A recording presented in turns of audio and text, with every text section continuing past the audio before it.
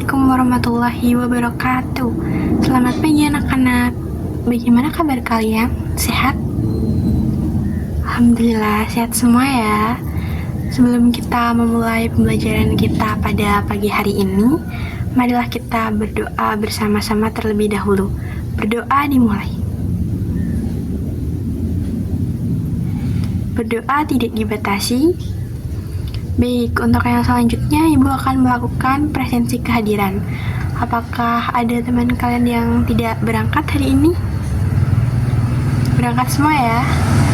Baik, jadi apakah masih ada yang ingat minggu lalu kita sudah belajar apa? Iya benar, minggu lalu kita sudah belajar tentang teks berita, dan hari ini kita akan belajar tentang teks cerpen. Nah, apakah di antara kalian ada yang pernah membaca teks cerpen? Coba Silvi, apakah kamu pernah membaca? Nah, apa judulnya dan kira-kira bagaimana isi ceritanya? Oke.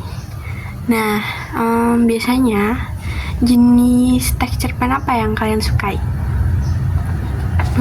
Oke. Dan kira-kira hal menarik apa yang ada di dalam sebuah teks cerpen yang kalian baca? Oke, baik, kita langsung lanjut saja ke materi kita ya. Namun sebelum itu, Ibu akan menyampaikan tujuan pembelajaran kita, yaitu peserta didik mampu mengevaluasi gagasan dan pandangan dalam teks cerpen yang dibaca secara logis, serta menunjukkan apresiasi terhadap teks tersebut melalui tanggapan yang mencerminkan pemahaman isi nilai pesan yang disampaikan.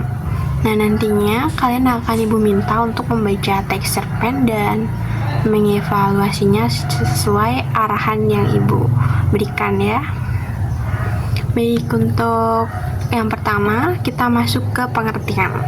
Nah, pengertian dari cerpen sendiri adalah salah satu jenis karya sastra yang berbentuk prosa fiksi. Isi cerpen bukanlah kejadian nyata, melainkan hanya karangan atau imajinasi penulisnya. Jadi dalam sebuah teks cerpen ini merupakan imajinasi dari pengarang dan bukan merupakan cerita nyata ya. Baik, untuk yang selanjutnya ada unsur-unsur. Yang pertama ada unsur intrinsik. Ada tema. Tema ini merupakan latar belakang suatu cerita pendek tersebut. Kemudian ada tokoh dan penokohan. Nah, ini itu terdiri dari tokoh utama dan tokoh pendukung. Kemudian ada latar.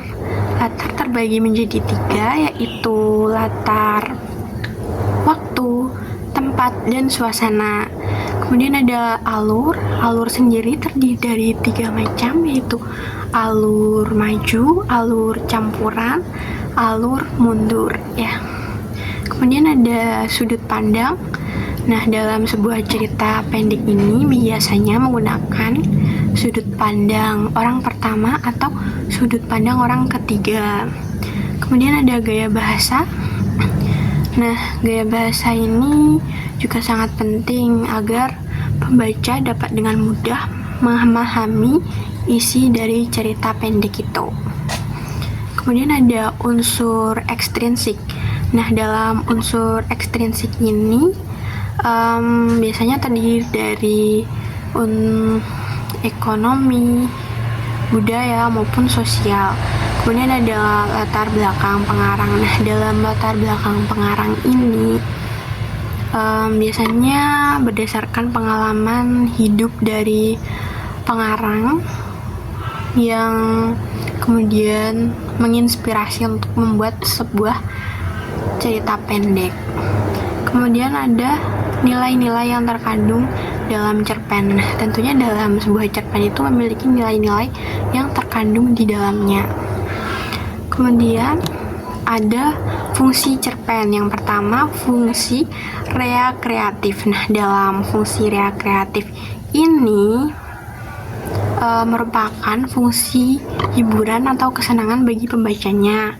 Kemudian ada fungsi estetis atau merupakan fungsi keindahan bagi pembaca karya sastra. Kemudian ada moralitas. Nah, dalam sebuah cerpen juga memiliki fungsi moralitas atau moral. Kemudian yang selanjutnya ada ciri-ciri teks cerpen. Yang pertama ada cerita fiktif. Seperti yang sudah dijelaskan di pengertian tadi, kalau cerpen ini merupakan cerita fiktif atau imajinasi dari pengarang. Kemudian jumlah katanya sedikit. Nah, dalam sebuah cerpen ini biasanya jumlah katanya tidak lebih dari 10.000 kata. Jadi hanya terdiri dari beberapa halaman saja. Kemudian ada keterbatasan tokoh atau karakter. Nah, dalam sebuah cerpen ini tokoh atau karakternya itu hanya sedikit. Kemudian ada plot yang singkat. Nah, dalam cerpen ini memiliki plot yang cenderung lebih singkat, tidak seperti novel, jadi membuat lebih menarik. Kemudian ada gaya bahasa yang digunakan, yaitu secara singkat dan tidak bertele-tele, dan kemudian memiliki kesan yang mendalam.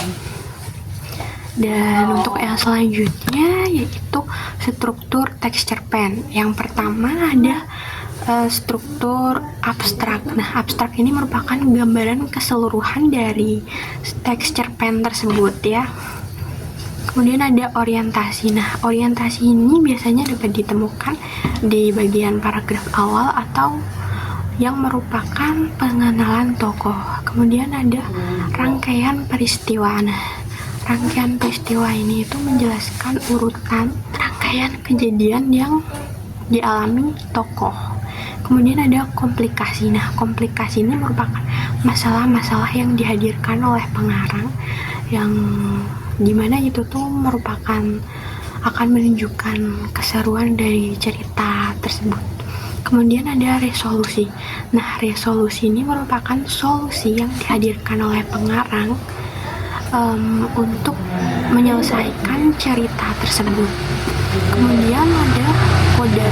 Kode ini merupakan kesimpulan setelah cerita tersebut selesai, itu terdapat kesimpulan yang dihadirkan oleh pengarang juga. Kemudian untuk yang selanjutnya ada kaidah kebahasaan teks cerpen. Yang pertama yaitu mengandung kalimat bermakna lampau. Dalam teks cerpen ini biasanya menceritakan tentang kejadian lampau, jadi menggunakan kalimat bermakna lampau. Kemudian yang selanjutnya adalah menyatakan urutan waktu menggunakan konjungsi kronologis, dan selanjutnya menggunakan kata kerja verba yang mengandung tindakan. Kemudian menggunakan kalimat tidak langsung seperti menanyakan, mengungkapkan, mengatakan bahwa, serta kalimat langsung berupa percakapan yang menggunakan tanda kutip. Untuk berikutnya, Ibu memberikan contoh dari teks cerpen yang sudah Ibu sertai dengan setiap bagiannya itu termasuk ke dalam struktur apa. Kalian bisa membacanya ya. Coba dilihat secara baik-baik bagaimana strukturnya. Nah, jika sudah sampai di sini, apakah ada yang ingin ditanyakan? Jika sudah tidak ada yang ingin ditanyakan, Ibu akan lanjut ke penugasan kita ya. Nah, nantinya Ibu akan membagikan kalian contoh teks cerpen dan juga lembar kerja siswa. Nah, di sini kalian akan Ibu minta sesuai arahan ya. Ibu bagikan dahulu. Nah, semuanya sudah mendapatkan lembar kerja dan juga contoh teks cerpen. Jika sudah semuanya, Ibu minta kalian untuk membaca judul dan paragraf awal dari teks cerpen tersebut ya. Jangan baca secara keseluruhan dulu ya. Kalian baca judul dan paragraf awalnya dulu. Ibu beri waktu 3 menit untuk membaca. Oke, sudah semua?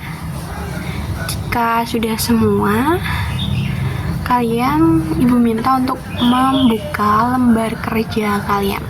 lembar jawab kalian dan membaca soal nomor 1.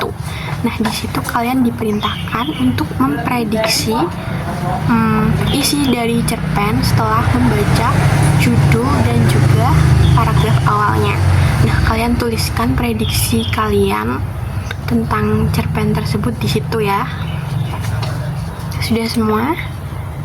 Jika sudah semua, kalian bisa lanjutkan untuk membaca teks cerpen secara keseluruhan sampai selesai. Kalian baca secara baik-baik ya. Ibu berikan waktu untuk membaca dan mengerjakan soal selanjutnya selama 15 menit. Oke, apakah sudah selesai semua? Jika sudah selesai semua, kalian bisa langsung mengumpulkan lembar jawab kalian ke ibu ya. Terima kasih. Nah, sampai di sini apakah kalian mengalami kesulitan atau ada yang ingin ditanyakan? Jika sudah tidak ada, Ibu rasa cukup sampai di sini saja pembelajaran kita pada pagi hari ini. Dan untuk minggu depan kita masih akan melanjutkan tentang teks cerpen untuk membahas beberapa soal yang kalian alami kesulitannya.